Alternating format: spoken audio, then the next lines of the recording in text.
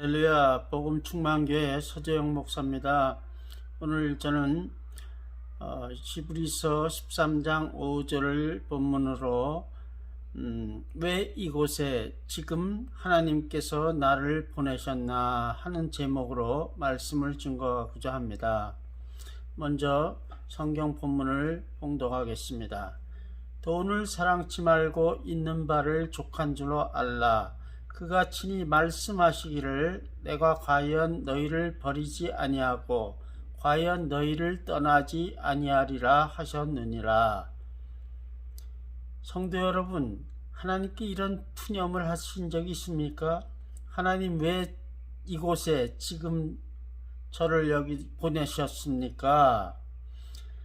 오늘 우리는 모두 이에 대한 묵상을 통해서 하나님의 뜻을 함께 알아보십시다. 우리 모두 살면서 얼마나 많은 문제를 겪습니까? 주로 돈에 관한 문제죠. 어떤 부자는 이렇게 말했습니다. 돈을 많이 가지려면 돈을 사랑해야 한다.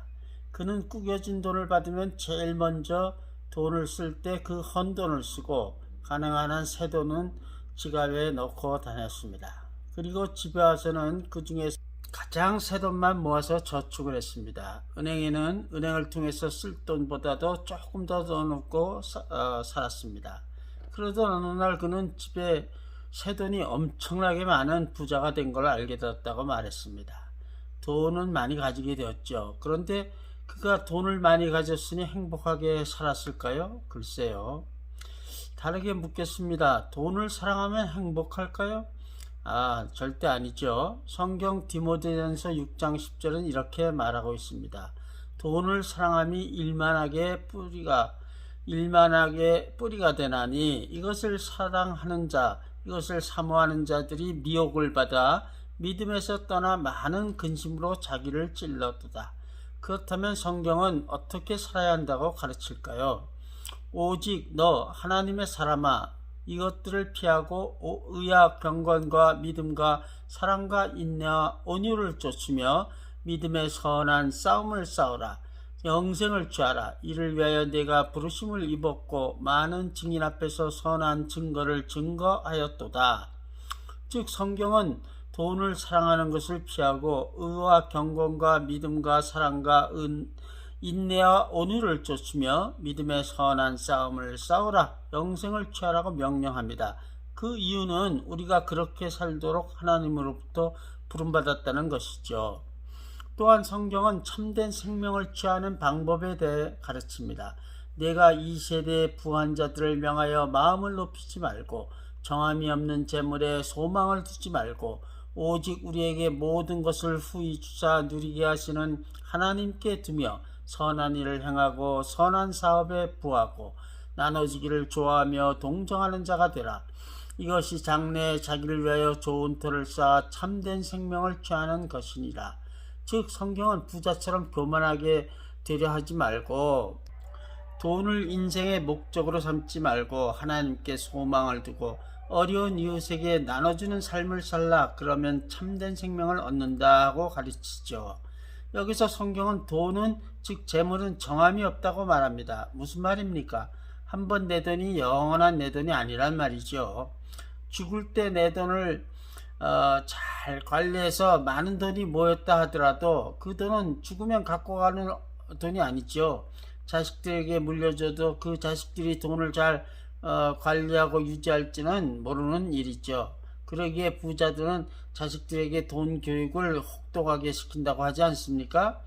결국 자기가 쓰고 가지 못하고 남기는 재물은 아무 의미가 없습니다. 예수님은 그래서 오직 너희를 위하여 보물을 하늘에 쌓아두라고 말씀하셨죠. 돈을 나를 위하여 설사 자식들을 위하여 쌓아놓는다는 것은 하나님의 뜻이 아닙니다.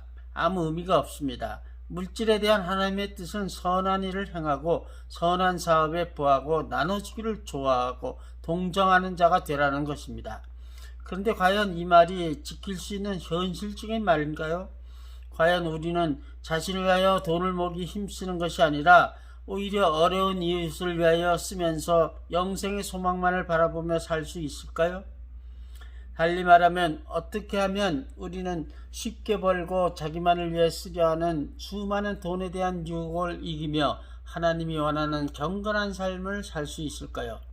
다음에 하나님의 말씀을 붙들어 보십시오. 돈을 사랑치 말고 있는 바를 족한 줄 알라. 그가 친히 말씀하시기를 내가 과연 너희를 버리지 아니하고 과연 너희를 떠나지 아니하리라 하셨느니라. 이 말에서 두 가지를 명심하십시오. 첫째, 지금 우리가 가지고 있는 바를 족하게 여겨야 합니다. 다른 말로 해서 가지고 있는 것으로 만족할 수 있을 때, 자족하는 마음이 있을 때 돈에 대한 더 많은 돈을 벌어야겠다는 유혹에서 벗어날 수 있죠. 둘째, 과연 너희를 버리지 아니하고 과연 너희를 떠나지 아니하리라는 약속을 명심해야 합니다. 그때 우리는 우리가 물질로 인하여 혹은 다른 이유로 인해서 극심한 비참한 상황에 처했다 하더라도 하나님께서 그 상황을 극복하게 해주실 것이라는 믿음을 갖게 되는 것입니다. 그런데 왜 하나님은 우리가 그런 믿음을 갖기를 원하실까요?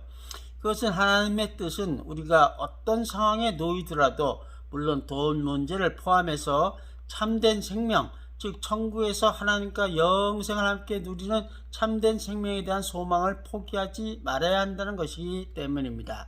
성도 여러분, 지금 처한 상황이 돈 문제로 인해서 혹은 말 못할 어떤 다른 문제로 인해서 지극히 절망적입니까? 조용하네요. 일부는 그렇다고 침묵으로 대답했다고 가정하고 다시 묻겠습니다. 여러분은 하나님께서 천국에서 영생을 누리게 하신 하나님의 자녀임을 믿습니까? 네, 모두 믿으시는군요. 모두 히브리서 13장 5절 함께 읽어보겠습니다. 돈을 사랑치 말고 있는 바를 족한 줄로 알라. 그가 친히 말씀하시길 내가 과연 너희를 버리지 아니하고 과연 너희를 떠나지 아니하리라 하셨느니라. 이 구절에서 하나님께서 여러분을 버리겠다, 떠나겠다고 약속하셨습니까? 아니죠. 오히려 하나님은 결코 버리지도 떠나지도 않겠다고 약속하셨죠. 이 약속의 뜻은 1차적으로는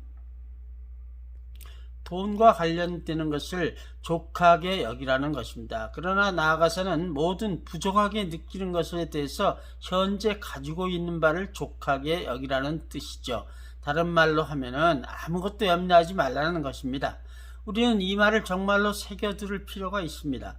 왜냐하면 종종 우리는 과거에 대한 후회와 미래에 대한 염려로 인해서 현재 하나님이 주시고 있는 축복을 전혀 의식하지 못할 때가 많이 있기 때문입니다. 그런데 예수님은 하나님께서 오늘 있다가 내일 아궁이에 불을 쏘시기로 던져지는 들풀도 하나님이 솔로몬의 모든 영광으로도 입히지 못할 만큼 입히고 키우시는데 하물며 하나님의 형상으로 만드신 사람을 먹고 마시고 입는 것 걱정하길 원하시겠냐고 말씀하셨습니다.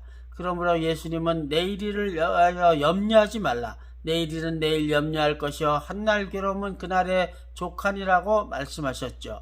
예수님이 원하신 것은 사람들이 현재 하는 일에 신경을 집중하라는 것이죠. 그러나 사탄은 우리가 장래 일어날 일을 염려하길 바라므로 우리가 염려할 때가 많습니다. 그런데 염려하지 않고 살려면 가장 명심해야 될 것이 무엇일까요? 성도 여러분, 우리가 이따금 잊고 사는 것 중에서 가장 중요한 것을 깨달아야 합니다. 그것은 왜 이곳에 지금 하나님께서 나를 보내셨나 하는 질문을 하는 것입니다. 우리는 지금 직면하고 있는 문제가 예를 들어 돈 문제, 정말 심각하다고 느낄 때마다 왜 내가 지금 여기에 있는가를 제대로 파악하지 못하고 있을 때가 많습니다. 생각해 보십시오. 성도 여러분, 다음과 같은 푸념을 한 적이 있습니까? 먼저 어머니 성도들에게 묻습니다. 하나님 왜 저를 이런 가난한 집의 부엌에서 많은 식구들 밥이나 하루 종일 만들게 하고 시도 때도 없이 산 같은 설거지를 하게 만드셨습니까? 아버지 성도들에게 묻습니다. 하나님 왜 저를 이처럼 믿지도 않는 상사 밑에서 멸시당하면서 굳은 일은 다 내가 하게 만들었습니까? 남자 아이들에게 묻겠습니다. 하나님 왜 저를 이처럼 가난한 아무 능력이 없는 부모 밑에서 태어나게 하셨습니까? 여자 아이들에게 묻겠습니다. 하나님 왜 저에게는 나를 못살게 구는 남자아이들이 이렇게 많습니까? 그 질문에 대해 우리 모두에게 하나님은 말씀하십니다. 내가 너희들을 지금 이곳에 있게 한 이유는 너희들을 사랑하기 때문이다. 나는 너희들이 성숙한 믿음의 자녀가 되길 바란다. 그래서 너희들을 통해 너희의 주변 사람들이 복을 받아 형통한 삶을 살 뿐 아니라 너희도 그들처럼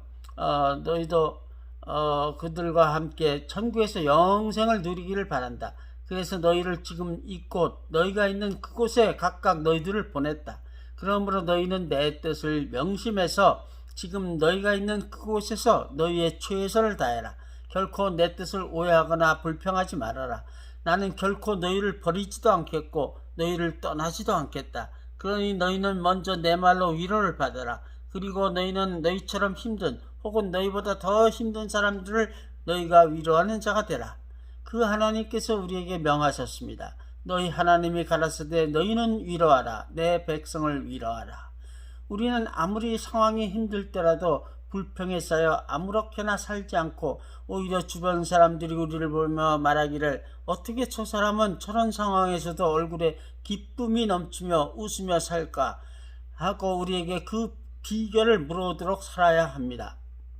우리가 아무리 힘들더라도 하나님의 위로를 받았으므로 우리도 힘든 사람을 위로해 주어야 하는 것입니다. 우리가 오히려 남을 위로할 수 있는 비결이 뭔가요?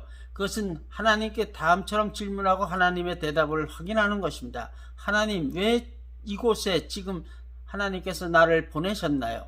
하나님은 어떤 사람에겐 남을 위로하라고 대답을 주셨고 어떤 사람에겐 다른 구체적인 대답을 말씀을 통해서 주십니다. 성도 여러분, 우리가 지금 이곳에 있는 이유는 우리 의지에 의한 결과라고 생각하기 쉽지만 궁극적인 이유는 하나님이 우리를 지금 이 순간에 이곳에 있기를 원하셔서 보내셨기 때문이라는 것을 명심해야 합니다. 하나님의 결정은 모두 선하십니다. 우리를 위하여 결정하십니다. 하나님, 우리가 지금 하나님의 자녀이기 때문에 최선의 결정으로 우리를 지금 이곳에 있게 하신 것입니다. 그런즉 우리가 어찌 불평할 수 있습니까? 오해해서도 안 되죠. 오직 우리는 하나님이 우리를 지금 이곳에 보내주신 것을 기뻐하고 감사하며 또 하나님이 왜 나를 지금 이곳에 보내셨을까를 곰곰하게 생각하고 또 하나님께 확인해야 합니다. 그래서 왜 지금 이곳에 나를 있게 하고 있는지에 대한 하나님의 뜻을 확인한 후에 그분의 목적대로 행해야 합니다. 하나님은 어떤 사람에게 남을 위로하라고 대답을 주셨고 어떤 사람에겐 다른 대답을 성경 말씀을 통해 주시죠. 우리는 1분 후의 미래도 모릅니다. 오직 하나님만이 아십니다. 그러니 미래는 하나님께 맡기고 오직 지금 현재 이 순간에 우리가 이곳에 있는 것이 하나님의 뜻임이라는 것을 명심해야 합니다. 지금 내가 이곳에 있기 때문에 나의 미래에 대해 불안하고 염려가 된다면 한 가지를 명심하십시오. 내가 과연 너희를 버리지 아니하고 과연 너희를 떠나지 아니하리라. 하나님이 그렇게 약속하시는데 우리가 미래에 대해 걱정하고 염려할 것이 무엇이 있겠습니까? 잊지 마십시오. 좋으신 하나님, 우리가 잘 되기를 원하시는 하나님, 그분께서 약속하십니다. 내 사랑하는 자여, 내 영혼이 잘됨같이 내가 범사에 잘되고 강건하기를 내가 간구하노라. 하나님께서는 우리의 영혼만 잘 되시는 것을 원하시는 것이 아니라 우리의 범사가 잘 되는 것도 원하시고 우리가 강건하게 사는 것도 원하십니다. 그런즉 지금 이 순간에 이곳에 있게 하신 하나님께 늘 찬송과 영광을 올려드립시다. 말씀을 맺겠습니다. 요셉은 보디발의 집에서 종살이를 하면서도 감옥에서 죄수로 지내면서 또 형통했습니다. 왜? 여호와께서 함께 하셨기 때문이 아닙니까? 하나님은 요셉을 축복함으로써 요셉뿐만 아니라 그 주위의 모든 사람들, 보디발, 간수장, 나가사는 바로 왕과 모든 이집트인들과 요셉의 부모 형제 그리고 모든 이스라엘 백성까지도 축복하셨습니다. 그 모든 것이 요셉이 언제나 자기가 있는 그곳을 지금 이 순간에 그곳에 하나님이 보낸 것을 알고 있었기 때문에 가능하였지요. 오늘 주일 예배에 참석한 모든 성도들마다 하나님께서 우리를 결코 버리지 않고 또한 결코 떠나지 아니하겠다고 약속하신 것을 명심하고 왜 이곳에 지금 하나님께서 나를 보내셨나에 대한 대답대로 살기를 주님의 이름으로 축원합니다. 할렐루야.